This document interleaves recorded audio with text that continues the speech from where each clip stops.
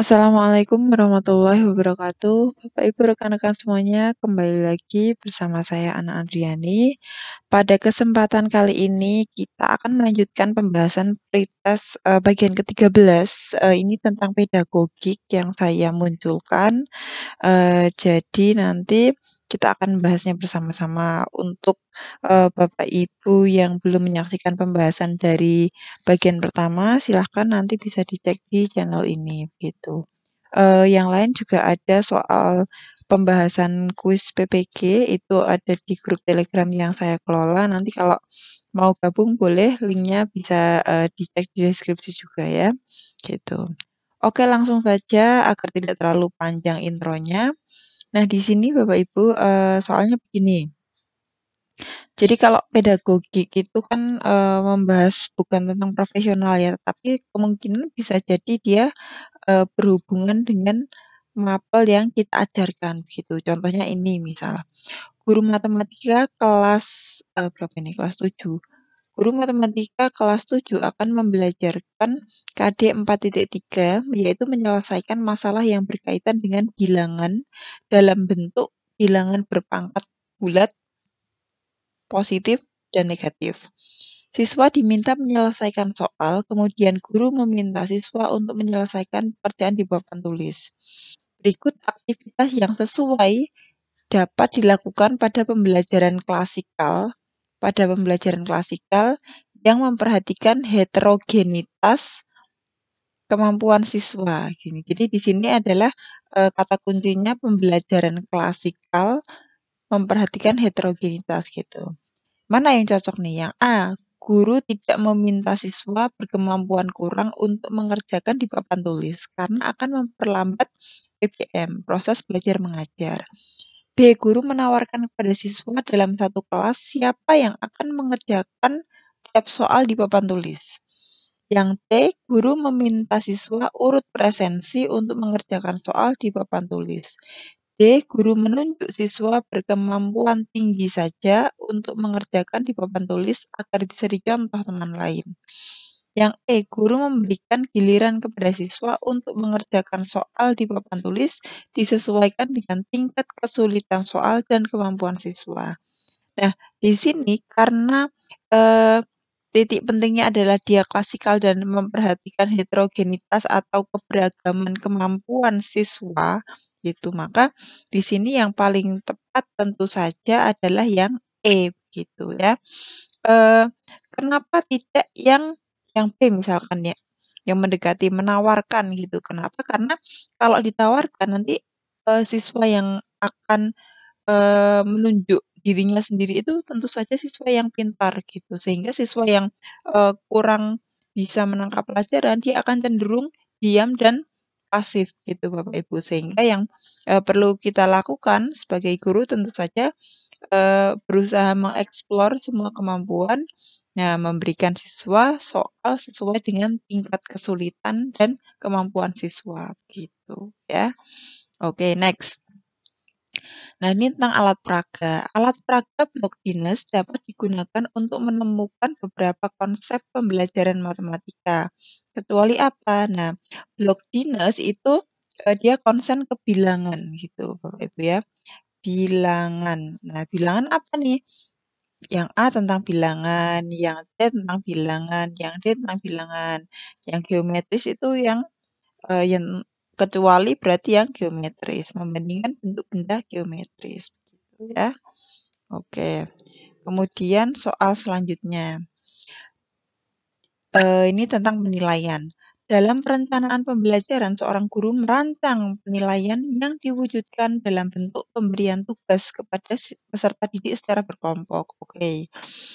Guru tersebut bertujuan mengukur kemampuan peserta didik menghasilkan karya tertentu yang dilakukan secara berkelompok. Kata kuncinya kita pegang karya kelompok. Oke, pendidik dapat memperoleh informasi terkait dengan kemampuan peserta didik dalam hal pengetahuan, pemahaman, aplikasi, sintesis, informasi, sampai dengan pemaknaan atau penyimpulan. Jenis penilaian yang sesuai untuk dipilih guru adalah apa? Portofolio, kinerja, penugasan, proyek, jurnal. Nah, karena ini adalah menghasilkan karya dalam kelompok, maka yang tepat adalah proyek, begitu Bapak Ibu ya. Oke. Kemudian, dalam sebuah proses pembelajaran, seorang guru akan melaksanakan pembelajaran dengan menerapkan teori pembelajaran behaviorisme. Salah satu langkah yang harus dilakukan adalah A. Menentukan topik-topik yang akan dipelajari secara induktif. B. Menjelaskan materi menjadi kategori dalam bentuk kecil seperti topik dan subtopik. Kemudian C. Mengembangkan metode pembelajaran yang merangsang kreativitas dan cara berpikir siswa. Kemudian yang D. Mengidentifikasi topik-topik pembelajaran yang memungkinkan akan melibatkan siswa dapat belajar secara aktif. Yang E. Memberi kesempatan pada peserta didik untuk berbagi pengalaman terkait materi. Ya, kalau saya yang gimana ini? Yang B gitu ya. Jadi menjelaskan materi dalam kategori menjadi kategori bentuk-bentuk kecil seperti topik dan subtopik pembahasan gitu. Seperti itu ya Bapak Ibu. Nanti coba searching behavioristik itu seperti apa, konstruktivisme seperti apa, humanistik seperti apa. Jadi nanti bisa lebih apa ya, luas begitu pengetahuannya. Kemudian lanjut, ketika seorang guru nanti seandainya ada Bapak Ibu yang kurang cocok dengan jawaban saya, bisa nanti tulis di komentar ya. Nanti bisa kita diskusikan bersama. Bisa jadi saya yang salah gitu ya.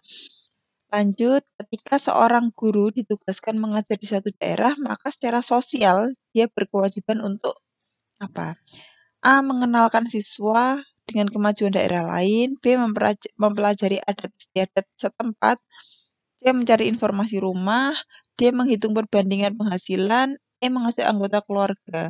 Berarti yang paling cocok tentu saja ini yang B. Mempelajari adat istiadat setempat di sekitar sekolah. Tujuannya apa? Agar kita bisa beradaptasi dengan mudah. Oke, ini tentang PTK selanjutnya Bapak Ibu. PTK adalah suatu bentuk inquiry yang didahului dengan refleksi. Pendapat ini dikemukakan oleh siapa? Oleh Karen Kemis gitu ya. Ini untuk belajar saya tahun kemarin gitu ya. Lanjut. Seorang guru matematika SMP akan melaksanakan PTK. Guru matematika tersebut menyadari bahwa perlu untuk menentukan kriteria keberhasilan PTK. Yang dilakukan kegiatan yang seharusnya dilakukan oleh guru untuk menentukan kriteria keberhasilan dari satu siklus PTK yang akan dilakukan itu apa. Jadi apa yang harus dilakukan untuk menentukan kriteria keberhasilan satu siklus PTK gitu. A. Memanfaatkan indikator keberhasilan dari PTK yang ada di artikel karena sudah terbukti berhasil. Oke, enggak ya. Menggunakan banyaknya siklus, menggunakan indikator keberhasilan dan menyusun instrumen sesuai dengan laporan PTK yang ada di artikel. Cuman nyontoh saja nggak boleh ya. Menentukan banyaknya siklus sesuai dengan artikel. Oke. Sesuai dengan mana? Sesuai dengan artikel membuat dari awal perencanaan setiap solusi secara matang, menjalankan perencanaan sesuai siklus di artikel. Sepertinya tidak. D. Mengkaji teori berkaitan dengan variabel yang diteliti untuk mendapat kriteria ideal. Kemudian dengan kriteria ideal tersebut menyusun indikator keberhasilan dengan menyelaraskan kondisi kelas yang akan dilaksanakan PTK. Oke, ini kita simpan dulu yang D. Yang E. Menetapkan banyaknya siklus dari awal sesuai PTK yang ada di artikel. Oh enggak, berarti yang D gitu ya Bapak Ibu ya. Gitu. Jadi siklusnya kita yang menentukan, tapi kita lihat dulu kondisi kelasnya. Seperti itu. Yang selanjutnya, pembelajaran jarak jauh atau PJJ merupakan satu kebijakan pemerintah di masa pandemi COVID-19. Agar bisa melakukan PJJ dengan baik, guru-guru perlu mempunyai kemampuan. Salah satunya adalah mengembangkan isi pembelajaran yang bervariasi, kegiatan pengembangan kompetensi berkelanjutan atau PKB yang paling tepat. A. Melakukan penelitian tentang upaya peningkatan hasil belajar di masa COVID. B. Mencari e-book di internet. C. Mengembangkan bahan ajar yang sesuai dengan kondisi siswa terkait dengan fasilitas pembelajaran daring yang ada. yang D mencari artikel di internet terkait pembelajaran di masa pandemik. Kemudian yang E mempresentasikan artikel hasil PTK di forum MGMP. Nah, karena ini terkait dengan apa? Pengembangan isi pembelajaran yang bervariasi.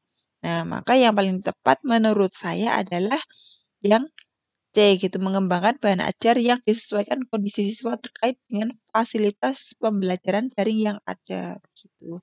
Ya, sekali lagi ini bisa nanti kalau Bapak Ibu tidak cocok silakan di komentar di bawah ya, gitu.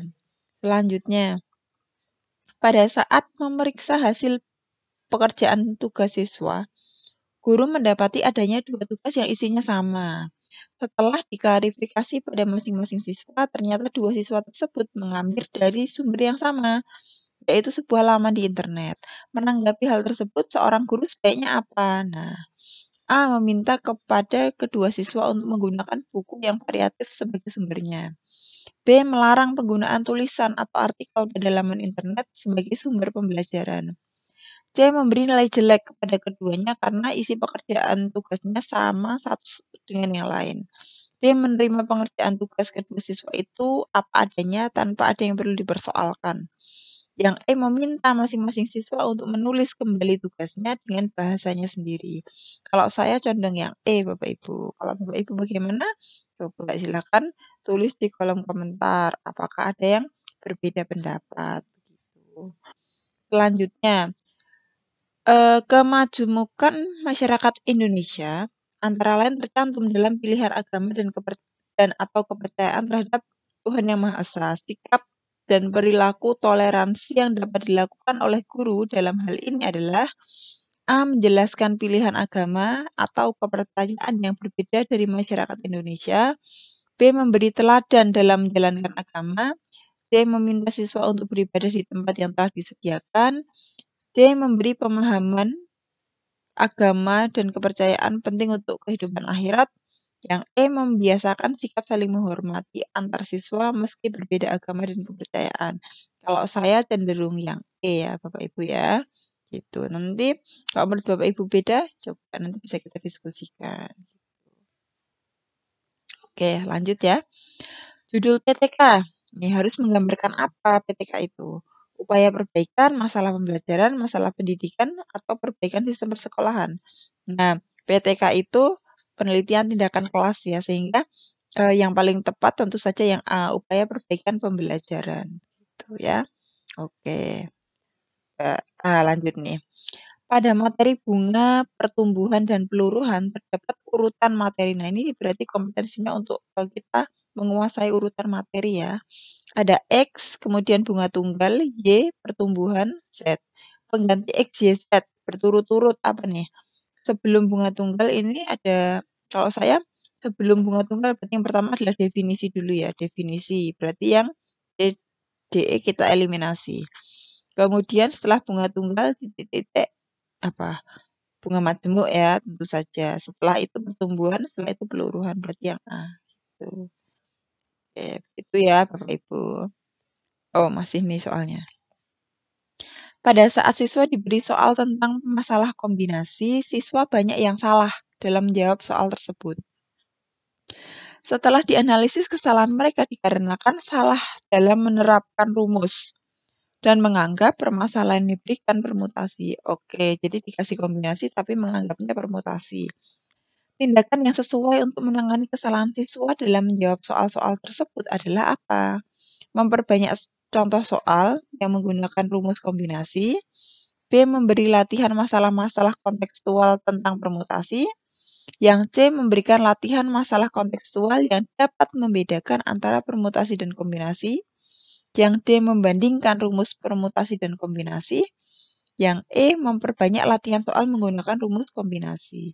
Kalau saya itu cenderung yang C. Jadi kita beri latihan soal untuk membedakan, yang bisa membedakan konsep mana permutasi, mana kombinasi gitu. Sehingga siswa dengan latihan itu bisa memahami gitu, oh perbedaan permutasi dan kombinasi itu seperti ini, soalnya beda gitu ya. Kalau saya seperti itu Bapak Ibu. Oh lanjut. Ketika ditanya Ketika kegiatan tanya jawab di kelas, beberapa siswa di kelas Bu Kevi mengidentifikasi bahwa Belajar Genjang merupakan anggota dari himpunan trapesium gitu. Jadi ada siswa yang mengidentifikasi seperti itu. Langkah awal yang paling tepat dilakukan Bu Kevi untuk merespon hal ini adalah, jadi ini respon guru ya. A. Bertanya pada siswa, apa syarat keanggotaan suatu himpunan? B. Bertanya pada siswa, mengapa bukan trapesium yang merupakan anggota himpunan belajar Genjang? C. Bertanya pada siswa, apa pengertian belajar Genjang dan apa pengertian trapesium? Yang D. Memberi tugas pada siswa menggambar belajar Genjang dan menggambar trapesium. E. Memberi tugas pada siswa menuliskan ciri-ciri jajar Genjang dan trapesium. Nah, tentu saja kalau menurut saya ini condongnya ke yang C. Jadi bertanya pada siswa apa pengertian gitu. Eee, Kenapa begitu? Agar siswa, dengan demikian bisa memahami konsep ya. Jadi kalau orang paham konsep itu dia bisa membedakan mana yang termasuk A, mana yang termasuk B, begitu. Jadi tidak langsung menjelaskan tapi juga bertanya gitu. Oh, oke, sudah selesai ternyata. Oke, itu saja Bapak Ibu yang bisa saya sampaikan di bagian ke-13 ini. Nantikan bagian ke-14, insyaallah segera rilis. Nanti kalau bagian ke-14 kita, eee, ganti yang profesional ya gitu. Oke, cukup, semoga bermanfaat. Wassalamualaikum warahmatullahi wabarakatuh.